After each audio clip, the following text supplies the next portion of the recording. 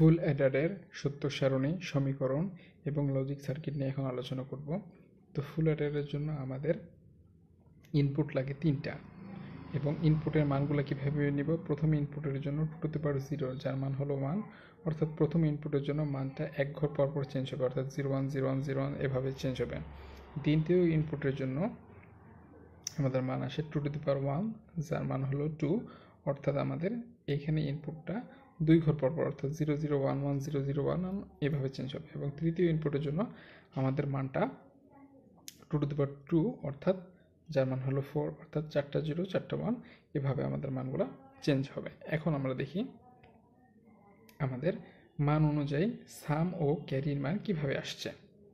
তো শুরুতে প্রথম বিটের জন্য আমরা যদি দেখি, প্রথম বিটে অর্থাৎ প্রথম লাইনে 3টাই 0, তাহলে আমাদের সামেও 0 আসবে এবং ক্যারিতেও 0 আসবে। পরের লাইনে আমরা দেখি 2টা 0 একটা 1, তাহলে আমাদের সামেও মান আসবে, ক্যারিতে 0 আসবে। তারপরের লাইনে আমরা দেখি 0 1 0, অর্থাৎ সামে আমি 1 নিচ্ছি, ক্যারিতে আমি 0 পাচ্ছি। 4 নম্বর লাইনে আমরা দেখছি 2টা 1 আছে, অর্থাৎ 1 আর 1 যোগ করলে আমাদের হয় 10, 10-এর 0 বসবে সামে এবং 1 বসবে ক্যারিতে, অর্থাৎ ক্যারি বলতে হাতে থাকা যেটা বোঝায়। এবং তারপরের লাইনে 1 0 1, অর্থাৎ 1-এর সাথে 0 যোগ করলে 1ই হবে এবং ক্যারি কোনো কিছুই থাকবে না। এবং তারপরের লাইনে এখানে যেহেতু 2টা 1 আছে, তাহলে আমাদের সামে বসবে 0 এবং ক্যারিতে বসবে 1। তারপরের লাইনে আমাদের 2টা 1 আছে, তাহলে সামে বসবে 0 এবং ক্যারিতে যাবে 1। সর্বশেষ লাইনে যেহেতু 3টা 1 আছে, তাহলে আমাদের সামে 1 বসবে, ক্যারিতে 1 বসবে। তো এখন আমাদের কি করতে হবে, এখন আমাদের যে কাজটা করতে হবে সেটা হলো এই আমার এস এর যে ঘরগুলোতে মান 1 আছে সেই 1-এর জন্য আমাদের সমীকরণের মানটা, এস এর জন্য সমীকরণের মানটা বের করতে হবে। তো এটা কিভাবে করব, এটা বের করার জন্য আমাদের ফার্স্টে এস এর মান এই ঘরে 1 আছে, তো এই ঘরের জন্য যদি আমি চিন্তা করি, এস এর মান এই ঘরে, এ এর মান এটা হলো আমাদের এ এর মান, এ এর মান 0, বি এর মান 0, সি এর মান 1। আমাদের একটা বিষয় খেয়াল রাখতে হবে, এ এর মান, বি এর মান অথবা যে কোনো ভেরিয়েবলের মান 0 হলে আমরা সেক্ষেত্রে ওই ভেরিয়েবলের একটু বার অর্থাৎ উল্টা দিয়ে দিব, 1 হলে ভেরিয়েবল যেটা আছে সেটাই থাকবে। অর্থাৎ এস এর মান এখানে 1, এখানে এ এর মান 0 আছে, বি এর মান 0 আছে, অর্থাৎ এ বার বি বার, আর শুধু সি আইতে ইনপুট বোঝায় সেটা হবে। এস এর মান দ্বিতীয় কোন ঘরে 1, তারপরে ঘরে 1, তাহলে এই ঘরে কি হবে, এ এর মান 0, বি এর মান 1, সি এর মান 0, তাহলে এ বার বি আর সি বার হবে। এস এর মান 1 কোথায় আছে, এই ঘরে 1 আছে, তাহলে এখানে কি আছে, এ এর মান 1, বি এর মান 0, সি এর মান 0, তাহলে A B bar O C বার হবে। এবং সর্বশেষ এই ঘরে 3টায় 1 আছে, এই জন্য এ বি সি নিয়ে রাখলাম। তো এখন আমাদের কি করতে হবে, সমীকরণ সরলীকরণের জন্য আমরা এই দুইটা থেকে আমরা কি কমন পাচ্ছি, এই দুইটা থেকে কিন্তু এ বার কমন পাচ্ছি। এখন এ বার যদি কমন পাই তাহলে কি থাকে, এতটুকুর মধ্যে বি বার সি, আর এতটুকুর মধ্যে থাকে বি সি বার। আর নিচের অংশের জন্য আমরা কি কমন পাচ্ছি, নিচের অংশের মধ্যে আমরা এ আর এ কমন পাচ্ছি। আর এ যদি কমন পাই তাহলে এইটুকু অংশের মধ্যে আমাদের কি থাকে, বি বার সি বার, আর এইটুকু অংশের মধ্যে আমাদের থাকে শুধু বিসি। এবার আমাদের যেটা করতে হবে সেটা হলো একটা জিনিস খেয়াল রাখতে হবে, যে আমরা যদি একটু ভালো করে তাকাই, এইটাকে কি বলা হয়, বি বার সি আর যোগ বি সি বার, একে বলা হয় এক্সর গেট। তাহলে এই এতটুকুর পরিবর্তে আমি লিখলাম বি এক্সর সি। আর এই অংশ আমরা কি পাচ্ছি, আর যোগ চিহ্নটা এখানে দিয়ে দিলাম, এই অংশ আমরা পাচ্ছি B bar C bar plus BC. এই অংশের জন্য আমরা পাচ্ছি এক্সরের রুলটা, অর্থাৎ এক্স নর পাচ্ছি।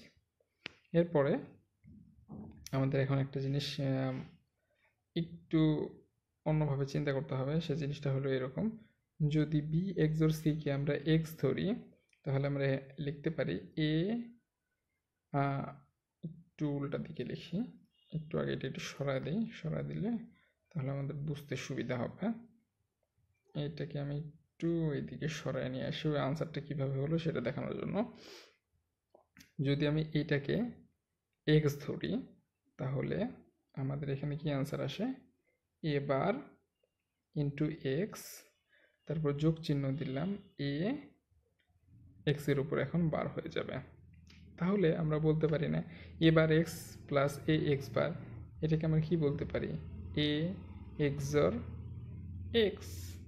এখন আমাদের এক্সের মান কি, এক্সের মান আমি ধরছি বি এক্সর সি, তাহলে আমি লিখতে পারি এ এক্সর বি এক্সর সি, অর্থাৎ এ এক্সর বি এক্সর সি তিনটা আমি পাশাপাশি লিখে দিলাম, যে জিনিসটা আমি এখানে লিখে রেখেছিলাম। তো এই গেল আমাদের এস এর মান। এবার আমি কি করব, সি এর মানটা বের করব। তো সি এর মানটা বের করার জন্য আমি কি করব, সি এর মানে যেখানে যেখানে ওয়ান আছে সেটা দেখব। সি এর মান এখানে ওয়ান আছে, এই ঘরে এ এর মান 0, বি এ আর সি এর মান 1, অর্থাৎ এবার বি আর সি হবে। তারপর সি এর মান কোথায় 1, এই যে এই ঘরে, তাহলে এই ঘরে এ এর মান 1, বি এর মান 0 আর সি এর মান 1, তাহলে এখানে হবে A B bar R C, অর্থাৎ A B bar R C হচ্ছে। তারপরে ঘরে যদি দেখি এখানে এ আর বি এর মান 1, সি এর মান 0, তাহলে আমাদের কি হবে এ বি আর সি বার। এবং সর্বশেষ ঘর এখানে সবগুলোর মান 1, তাহলে আমি এ বি সি নিয়ে রাখলাম। এখন আমাদের আবার কমন নিতে হবে। কমন নেওয়ার ক্ষেত্রে আমি যদি দেখি এতটুকুর মধ্যে থেকে আমাদের কি কমন যাচ্ছে, এতটুকুর মধ্যে থেকে কিন্তু আমাদের এবার কমন যাচ্ছে না। তাহলে আমি যদি এবার কমন এ অথবা এবার কমন নিতে চাই, তাহলে আমাদেরকে একটু একটা জিনিস খেয়াল রাখতে হবে, এই এতটুকুর মধ্যে কিন্তু আমাদের কি কমন যাচ্ছে, এ কমন যাচ্ছে। তাহলে এতটুকুর মধ্যে যদি আমি এ কমন নিই, তাহলে আমাদের কি থাকবে, বি বার সি আর বি সি বার, অর্থাৎ এই যে এখানে লিখলাম বি বার সি আর বি সি বার। আর প্রথম আর শেষটার মধ্যে দেখি কি কমন যায়, বিসি কমন যায়, বিসি কমন হলে থাকে এ বার প্লাস এ। তো আমরা জানি এ বার প্লাস এ, এটার মান কত হয়, এটার মান হয় 1, তাহলে বিসির সাথে শুধুমাত্র 1 গুণ থাকছে, 1 গুণ থাকলে যেটা আছে সেটাই হবে। তাহলে আমরা এখন লিখতে পারি, এই অংশটুকু আগেই তো করে দেখালাম, B bar into C plus B C bar, এটাকে কি লেখা যায়, বি এক্সর সি, আর এইটুকের ভ্যালু যেহেতু 1, তাহলে বিসির সাথে 1 গুণ করলে আমাদের 1ই হচ্ছে। তো আমাদের আলটিমেট সি এর ভ্যালু আসতেছে এতটুকু। তো আমাদের এখন কি করতে হবে, আমাদের এখন এই সমীকরণ দুটোকে একটি চিত্রের সাহায্যে দেখাতে হবে। তো আমি এখন একটি চিত্রের সাহায্যে দেখানোর চেষ্টা করছি। আমি সি এর মানটাকে একটু কাছে নিয়ে আসি, সি এর মানটা একটু কাছে থাকলো, এ এর মানটাকেও আর একটু কাছে নিয়ে আসি। তো আমরা কি দেখতে পাচ্ছি, একটু চিত্রটা একটু ছোট করে নিই। হ্যাঁ, এস এর মান কি দেখতে পাচ্ছি, এ এক্সর বি এক্সর সি। তো যেহেতু বি সি ফার্স্টে এক্সর হয়েছে, তারপরে এ এর সাথে এক্সর হয়েছে, এই জন্য আমরা কি করব, ফার্স্টে বি আর সি এর এক্সর করব। বি আর সি এর এক্সর করার পর তারপরে তো এর সাথে এক্সর হয়েছে, তারপরে আর একটা এক্সর গেট দিয়ে যে মানটা পাবো সেটা হলো এস এর মান, অর্থাৎ এস এর মান কি লিখতে পারি, এ এক্সর একটা ব্র্যাকেট দিয়ে বি এক্সর সি। কারণ ব্র্যাকেট দেওয়ার উদ্দেশ্য হলো প্রথমে আমাদের বি এক্সর সি এটা প্রথমে কাজ করেছে, তারপরে এ এর সাথে এক্সর হয়েছে, তাহলে আমাদের এস এর কাজ কিন্তু শেষ। এবার কার কাজ করতে হবে, এবারে যে সি এর কাজটা করতে হবে। তো সি এর কাজের জন্য আর একটু জুম আউট করে নিলাম। তো আমরা সি এর মধ্যে দেখছি এখানেও কিন্তু বি এক্সর সি আছে, অর্থাৎ বি এক্সর সি এর কাজ কিন্তু আমাদের এখানে হয়ে আছে।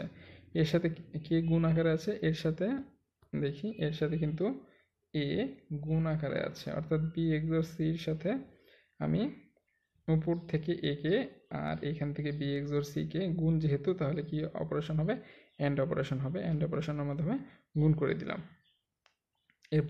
এরপর কি আছে, শুধুমাত্র বিসি, তাহলে এখান থেকে সি আর উপর থেকে বি নিয়ে এটার অ্যান্ড করে দিলাম। তারপর দেখি যেহেতু যোগ অপারেশনের মাধ্যমে যুক্ত, তাহলে কি হবে, যোগ অপারেশন যেহেতু আছে, তাহলে দুইটা অর হয়ে যাবে, অর করে দিলাম, তাহলে আমাদের কাঙ্ক্ষিত আনসারটা চলে আসলো। তো এই কোশ্চেনটা আমাদের কিভাবে আসে, এই কোশ্চেনটা আমাদের আরও বেশ কয়েকটা পদ্ধতিতে আসে। আমরা হাফ অ্যাডারে দেখেছিলাম, হাফ অ্যাডারে একটা এক্সর গেট একটা অ্যান্ড গেট থাকে, আর ফুল অ্যাডারে দুইটা এক্সর গেট দুইটা অ্যান্ড গেট এবং একটা অর গেট থাকে। তো প্রশ্নটা এভাবে আসে, ফুল অ্যাডার তৈরি করতে দুইটা হাফ অ্যাডার এবং একটি অর গেটের প্রয়োজন হয়।